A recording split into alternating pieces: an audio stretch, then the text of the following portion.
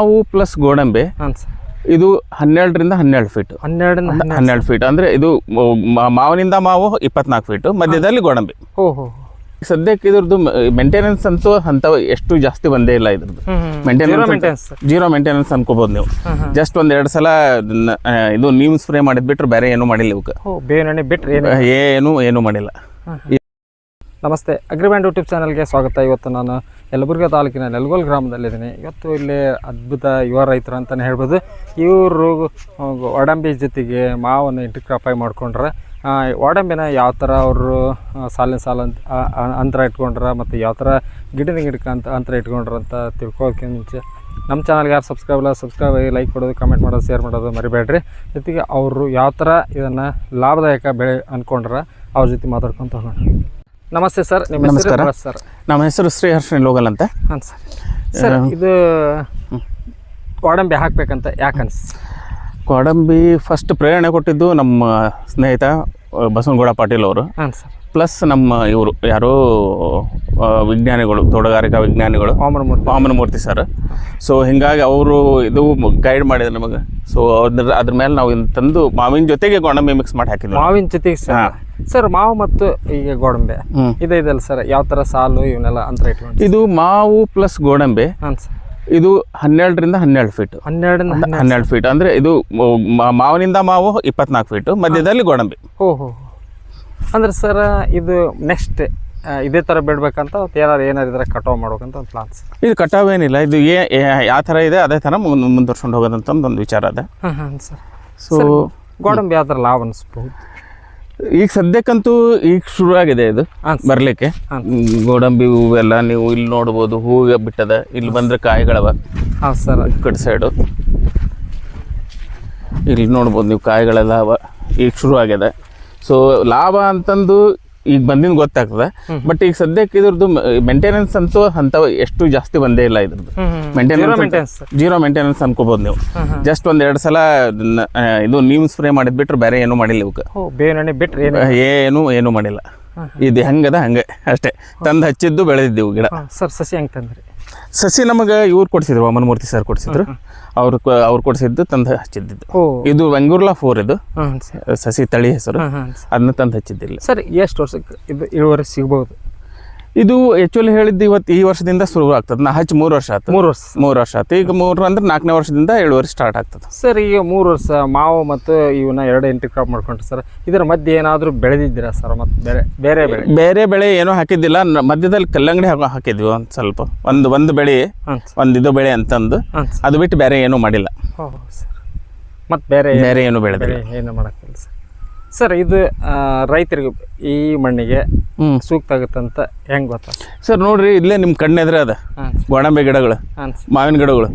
ನಾ ಹೇಳಿಗದಿದ್ದು zero maintenance. ನೀರು ಒಂದು ಬಿಟ್ಟು ಬೇರೆ ಏನೂ ಕೊಟ್ಟಿಲ್ಲ ಹೋಗಿ ಜಾಸ್ತಿ. ಸೊ ಇವೆಲ್ಲ ಇಷ್ಟು ಚಲೋ ಬಂದವು ಗಿಡ. 3 ವರ್ಷದ ಗಿಡ ಇವು ಜಸ್ಟ್. ಸೊ ಹಿಂಗಾಗಿ ಮಣ್ಣಿಗೆ ಇದು ಡೆಫಿನೆಟ್ ಆಗಿ ಸೂಟ್ ಆಗ್ಯದ ನನಗನ್ಸಿದ್ದು. ಈ ಮಣ್ಣಿಗೆ ಈ ಏರಿಯಾಕ್ಕೆ ಇದು ಸೂಟ್ ಆಗ್ಯದ. ಸೊ ಚಲೋತ್ನಾಗ ಬಂದದ. ಆಲ್ರೆಡಿ 3ನೇ ವರ್ಷಕ್ಕೆ ಕಾಯಿಗಳೆಲ್ಲ ಶುರು ಆಗ್ಯಾವ. ಸರ್ ಇವ್ನು ಮಾರ್ಕೆಟ್ ಯಾವ ಥರ ನೀವೇನು ಮಾಡ್ಬೇಕಂತ? ಇಲ್ಲ, ಇನ್ನೂ ನಾ ಏನು ವಿಚಾರ ಮಾಡಿಲ್ಲ ಅದ್ರ ಬಗ್ಗೆ. ಅದನ್ನ ವಿಚಾರ ಮಾಡ್ಬೇಕಿನ್ನು. ಇನ್ನು ಮಾರ್ಕೆಟಿಂಗ್ ಬಗ್ಗೆ ವಿಚಾರ ಮಾಡಿಲ್ಲ. ಯಾಕಂದ್ರೆ ಇಷ್ಟು ದಿವಸ ಬರೀ ಬೆಳೆಸೋದ್ರೊಳಗಿದ್ವಿ. ಈಗ ಮಾರ್ಕೆಟಿಂಗ್ ಬಂದಿದ್ವಿ. ನೀವು ಅನ್ಸೋ ಮಟ್ಟಿಗೆ ಇದು ಈ ಏರಿಯಾ ಗೋಡಂಬಿ ಬೆಳೆ ಸೂಕ್ತದ ಅಂತ. ಸರ್ ಇದು ಗೋಡಂಬಿ ಬೆಳೆಯೋದು ನಮ್ಮ ಕೊಪ್ಪಳ ಜಿಲ್ಲೆ ಅಲ್ಲ.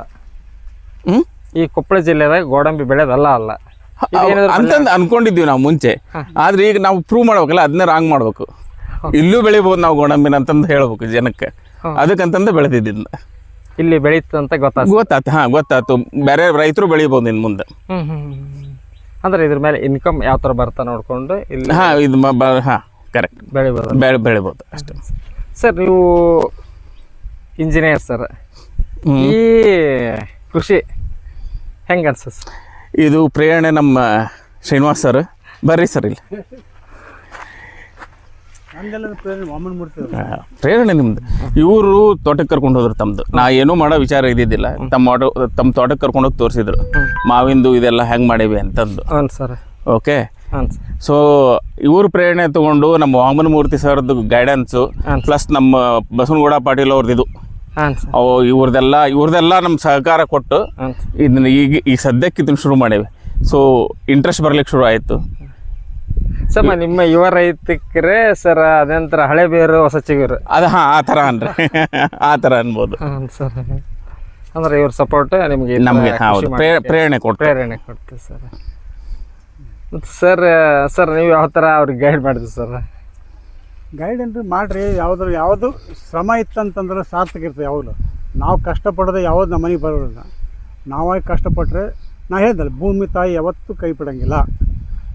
ಬೇರೆ ಯಾರಾದ್ರೂ ಕೈ ಬಿಡ್ಬೋದು, ಹಡದ ತಾಯಿ ಕೈ ಬಿಡ್ಬೋದು, ಭೂಮಿ ತಾಯಿ ಕೈ ಬಿಡೋಂಗಿಲ್ಲ.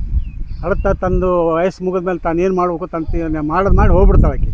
ಬಟ್ ಈಕೆ ಬಿಡೋಂಗಿಲ್ಲ. ಈಕೆ ನಾವು ಹೋದ್ರೆ ಈಕೆ ಇರ್ತಾಳೆ, ಶಾಶ್ವತ ಈ ಶಾಶ್ವತ ತಾಯಿ ಏನಿದ್ದಾಳಲ್ಲ ನಮ್ಮನ್ನು ಯಾವತ್ತೂ ಕೈ ಬಿಡೋಂಗಿಲ್ಲ. ನಾವು ಆಕೆ ನಂಬಬೇಕು. ಆಕೆಗೆ ಏನಪ್ಪ ನಾವು ಎಷ್ಟು ನಾವು ಇನ್ವಾಲ್ವ್ಮೆಂಟ್ ಆಗ್ತೀವಿ ಅದ್ರಾಗ ಅಷ್ಟು ನಾವು ಸಾರ್ಥಕ ಆಗ್ತೀವಿ ಜೀವನ. ಸರ್ ನಿಮ್ಮ ಎಜುಕೇಷನ್ ಸರ್? ನಂದು ಡಿಪ್ಲೊಮಾ ಇಂಜಿನಿಯರ್. ನಾನು ಹಾಂ ಸರ್. ಸಾಫ್ಟ್ವೇರ್ ಇಂಜಿನಿಯರ್ ಅಂತಂದು ಬೆಂಗಳೂರಾಗ ಕೆಲಸ ಮಾಡ್ಲಿಕತ್ತೀನಿ. ಹಾಂ ಸರ್. ಸೊ ಏನಾಯ್ತು ಅಂದರೆ ಕೋವಿಡ್ನೊಳಗೆ ನಮ್ಮ ತಂದೆ ನನಗೆ ಹೊಳ ನೋಡ್ಲಿಕ್ಕೆ ಕಳಿಸಿದ್ರು. ಅಲ್ಲಿವರೆಗೂ ನಾನು ಜಾಸ್ತಿ ಇಂಟ್ರೆಸ್ಟ್ ತೊಗೊಂಡು ನೋಡ್ತಿದ್ದಿಲ್ಲ. ಆಮೇಲೆ ಅವ್ರದ್ದು ಆರೋಗ್ಯ ಅಷ್ಟು ಕರೆಕ್ಟ್ ಇರಲಿಲ್ಲ. ಹೊಲ ನೋಡ್ಕೊಂಡು ಬಂದ್ವಿ. ಒಂದು ಇಂಟ್ರೆಸ್ಟ್ ಬೆಳಿಲಿಕ್ಕೆ ಶುರು ಆಯಿತು. ಆವಾಗ ನಮ್ಮ ಶ್ರೀನಿವಾಸ ಮೂರ್ತಿ ಸರ್ ಜೊತೆ ರೀಸೆಂಟಾಗಿ ಇದು ಆದಾಗ ಒಂದು ಏನರ ಮಾಡಿರಿ, ಸುಮ್ಮನೆ ಯಾಕೆ ಬಿಟ್ಟಿರಿ ಅಂತಂದು ಅಂದ್ರೆ ಇವರು ನಮ್ಮ ಪಾಟೀಲ್ರು ಆಮೇಲೆ ವಾಮನ ಮೂರ್ತಿ ಅವರು. ಸೊ ಹಿಂಗಾಗಿ ಅವ್ರು ಹೇಳಿದ್ದಕ್ಕೆ ಏನರ ಒಂದು ಮಾಡ್ಬೇಕು, ಯಾಕೆ ಬಿಡ್ಬೇಕು ಅಂತಂದು ಶುರು ಮಾಡಿದ್ದು ಇವತ್ತು ಒಂದು ಫಲ ಇವತ್ತು ಈ ಸ್ಟೇಜ್ ಬಂದು ಇದು ಆಗಿದೆ ಸರ್. ಕೋವಿಡ್ ನಿಮ್ಮ ಲೈಫ್ನಾಗ ಹೊಲ ನೋಡಂಗೆ ಮಾಡ್ತೀವಿ. ಹೌದು, ಕರೆಕ್ಟ್ ಪಾಯಿಂಟ್ ಡೈರೆಕ್ಷನ್ ಚೇಂಜ್ ಮಾಡ್ತು. ಬದಲಾವಣೆ ಸರ್ ಒಂದೊಂದು ಸರ ಈ ಥರನೂ ವಿಕೋಪಗಳು ನಮ್ಮನ್ನು ಬದಲಾವಣೆ ತರ್ತಾವ. Correct sir. ಅದ್ರಂಗೆ ಇವತ್ತು ನಿಮ್ಗೆ ಒಂದು ಖುಷಿ ಆಯ್ತು ಸರ್? ಆಬ್ವಿಯಸ್ಲಿ ಖುಷಿ ಇರಲೇಬೇಕು. ಯಾಕಂದರೆ ಇದು ಏನು ಕಷ್ಟಪಟ್ಟು ಮಾಡಿದ್ದು ಈಗ ನೋಡ್ಲಿಕ್ಕೆಲ್ಲ ಕಾಯಿ ಕೊಡ್ಲಿಕ್ಕೆ ಶುರು ಆಯ್ತಂದ್ರೆ ಅದು ಒಂಥರ ಇದಲ್ಲ, ಖುಷಿ ಪಡೋಂಥ ವಿಚಾರ ಅಲ್ಲ. ಸೊ ಖುಷಿ ಅದ. ಎಸ್, ಅದು ಇವತ್ತು ಪ್ರತಿಫಲ ಕಾಣಕತ್ತೀರಿ ಸರ್. ಇನ್ನೂ ಇದರಿಂದ ಫಲ ತಗೊಂಡ್ರೆ ಇನ್ನೂ ಖುಷಿ ಪಡ್ತೀರಿ ಸರ್? ಆಬ್ವಿಯಸ್ಲಿ. ನೋಡಿ ಸ್ನೇಹಿತರೆ, ಯುವ ರೈತರು. ಆಮೇಲೆ ಇವ್ರಿಗೆ ಏನಂದ್ರೆ ನಾನು ಸಾಕಷ್ಟು ಸರ್ದು ಮಾವಿನ ಗಿಡದ ಸುಮಾರು ಅವ್ರು 5 ವೆರೈಟಿಯ ಮಾವು ಬೆಳೆದಂಥ ರೈತರು ಅಂತ. ಆಮೇಲೆ ಏಲಕ್ಕಿ ಬೆಳೆದಾರೆ. ಅದು ನಮ್ಮ ಕೊಪ್ಪಳದಲ್ಲಿ ಏಲಕ್ಕಿ ಬೆಳೆದು ಯಶಸ್ವಿ ಕಂಡ ರೈತರು.